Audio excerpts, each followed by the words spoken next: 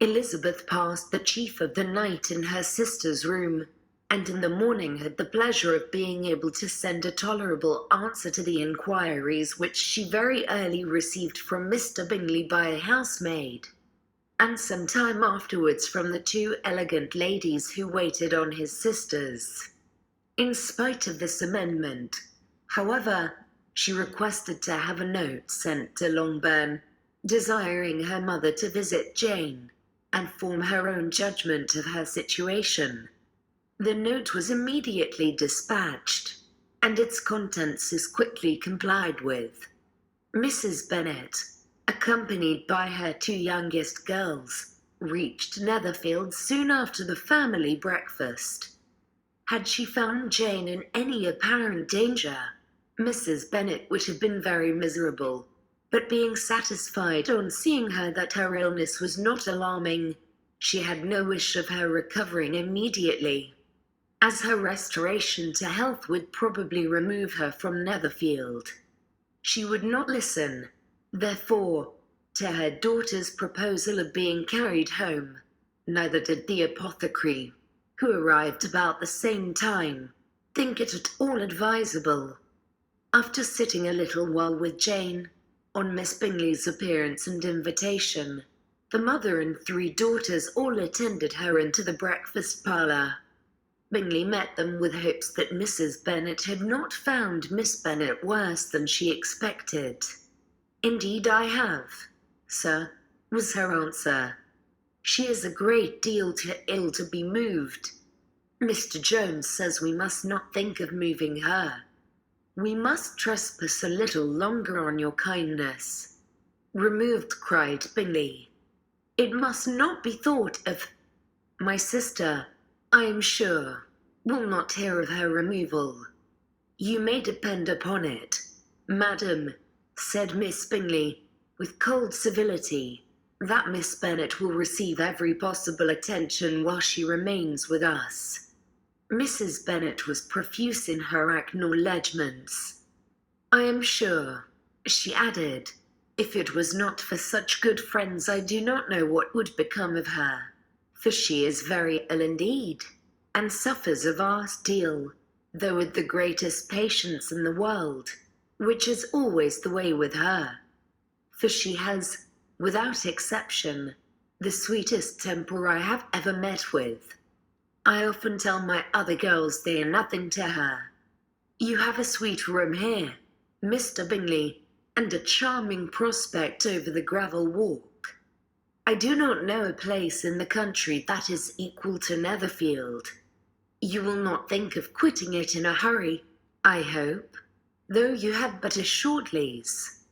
"Whatever I do is done in a hurry," replied he, "and therefore if I should resolve to quit Netherfield, I should probably be off in 5 minutes. At present, however, I consider myself as quite fixed here." "That is exactly what I should have supposed of you," said Elizabeth. "You begin to comprehend me, do you?" cried he, turning towards her. "Oh yes, I understand you perfectly. I wish I might take this for a compliment, but to be so easily seen through I am afraid is pitiful. That is as it happens. It does not follow that deep, intricate character is more or less estimable than such a one as yours."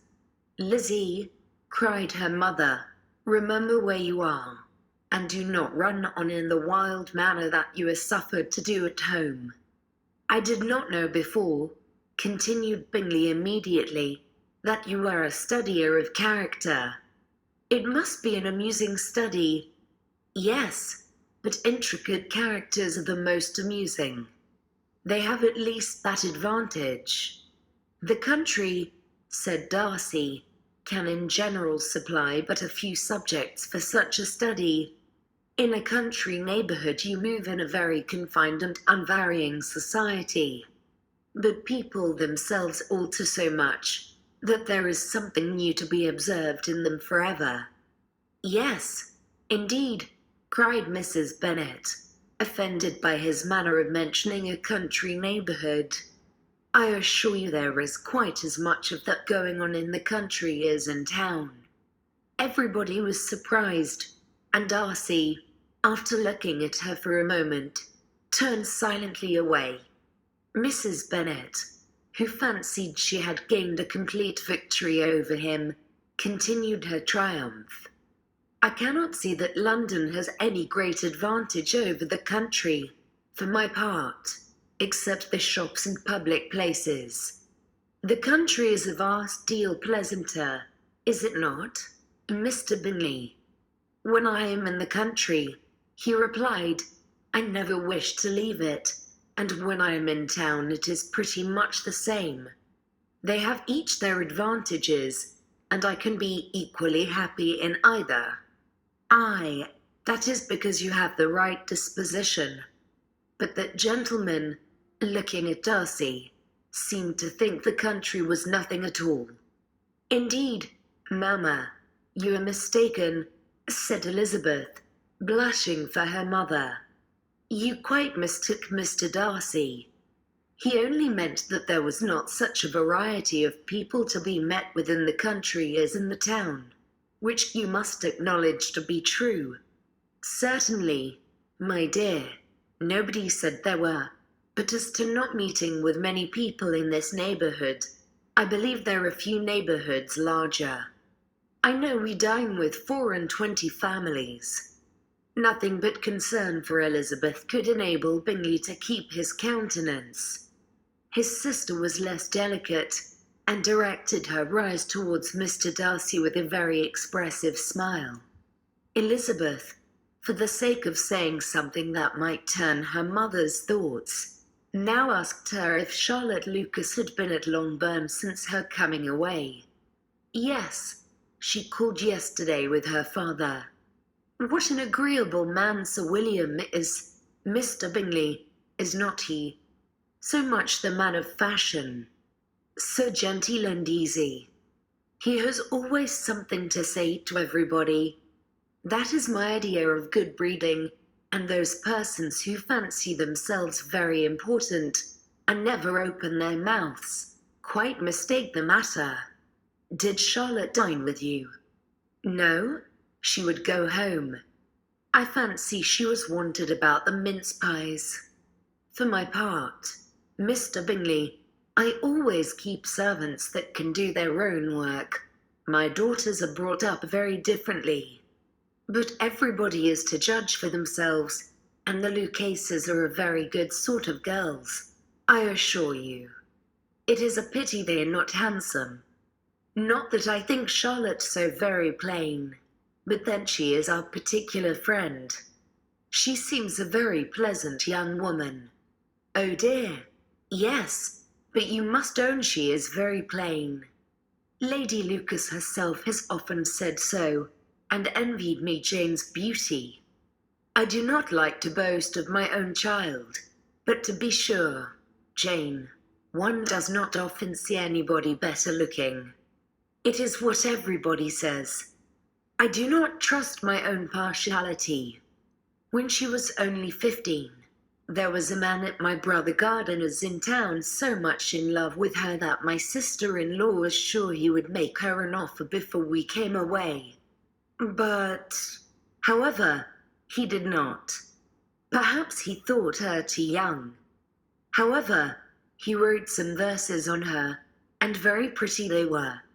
And so ended his affection, said Elizabeth impatiently. There has been many a one, I fancy, overcome in the same way. I wonder who first discovered the efficacy of poetry in driving away love. I have been used to consider poetry as the food of love, said Darcy. Of a fine, stout, healthy love it may. Everything nourishes what is strong already. But if it be only a slight, thin sort of inclination, I am convinced that one good sonnet will starve it entirely away.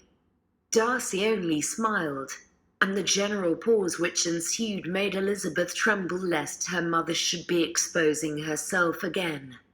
She longed to speak, but could think of nothing to say, and after a short silence Mrs. Bennet began repeating her thanks to Mr. Bingley for his kindness to Jane, with an apology for troubling him also with Lizzie.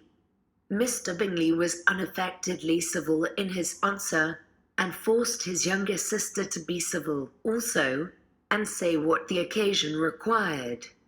She performed her part indeed without much graciousness, but Mrs. Bennet was satisfied, and soon afterwards ordered her carriage.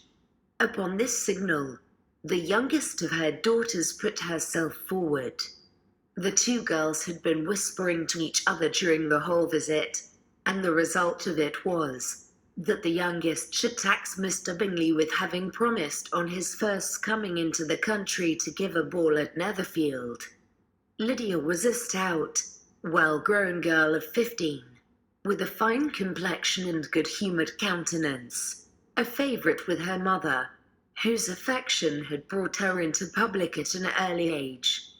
She had high animal spirits, and a sort of natural self-consequence, which the attention of the officers, to whom her uncle's good dinners, and her own easy manners recommended her, had increased into assurance. She was very equal, therefore, to address Mr. Bingley on the subject of the ball, and abruptly reminded him of his promise, adding that it would be the most shameful thing in the world if he did not keep it. His answer to this sudden attack was delightful to their mother's ear. "I am perfectly ready, I assure you, to keep my engagement, and when your sister is recovered, you shall, if you please, name the very day of the ball. But you would not wish to be dancing when she is ill." Lydia declared herself satisfied. Oh yes, it would be much better to wait till Jane was well, and by that time most likely Captain Carter would be at Meryton again. "And when you have given your ball," she added, "I shall insist on their giving one also. I shall tell Colonel Forster it will be quite a shame if he does not." Mrs. Bennet and her daughters then departed, and Elizabeth returned instantly to Jane, leaving her own and her relations' behaviour to the remarks of the two ladies and Mr. Darcy, the latter of whom, however, could not be prevailed on to join in their censure of her, in spite of all Miss Bingley's witticisms on fine eyes.